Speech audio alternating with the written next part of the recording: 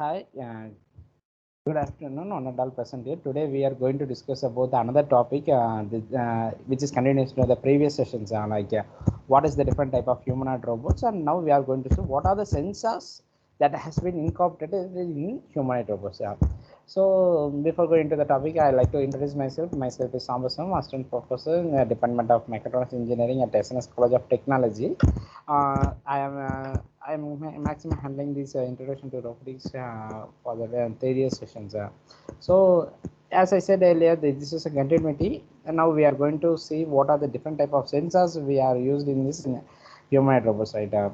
So normally the sensors can be classified according to their physical process, right, on which they have working according to that, and what are the type of measurement it has been getting the information through the environment has been defined as sensors. So the normally the sensors has been developed on three basic properties. First one is state and energy, and final one is touch. So state is nothing but this kind of sensors senses what are the internal properties and external properties of an humanoid robots.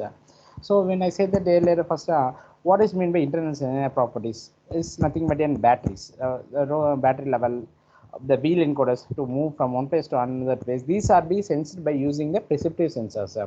Similarly, for external properties like vision, how much range it has been obtained, obstacles is there, the dredging sensors, detection sensors, these are comes under extractive sensors. While energy is based upon the emitting sources, what is that it's like low sonar or LED or structural lighting or human touch. These are the external radiations or the external energy that has been obtained by obtained as an emitted energy.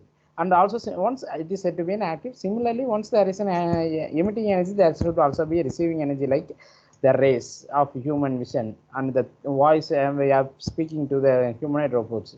These are able to they sense themselves to understand what is the commands we are given, right? So that comes under a passive. And finally the touch. So it can be either contact or non-contact. When the obstacle touches, this is said to be a contact. When it is detected without touching, it's said to be a non-contact. So similarly, this impacts the variables and which makes the data to identify what are the things happening around, and it has been sent. So these are the three type of sensors. Normally, we are going to next discuss about resistive sensors. As I said earlier, measures the internal values to the system. Example: battery level, wheel position, joint angle, speed. These are able to understand in these perceptive sensors. Similarly, for extractive sensors, observations of robot environment, right? What are the objects in it? Some of the examples are abstract sensor. What is the geographical positions where we are here? That has to be obtained by using the geographical position, and light intensity and monitors. And what is the sensors which are represented in the diagram shows sensor ranges, and what are the STP sensors: sonar, range sensors, cameras, GPS, is encoders, accelerometers, gyroscopes. These are some of the various type of sensors, extractive sensors and passive sensors. These are estimates. The visual slam refers to the problem of using images as the source of an external information, and they have referred the problems and identify the solution based upon the data. And normally what is being presented, as I said, is humanoid robots use accelerators to measure the acceleration from which the velocity can be calculated as integration, and tilt sensors to use to measure the different type of inclinations.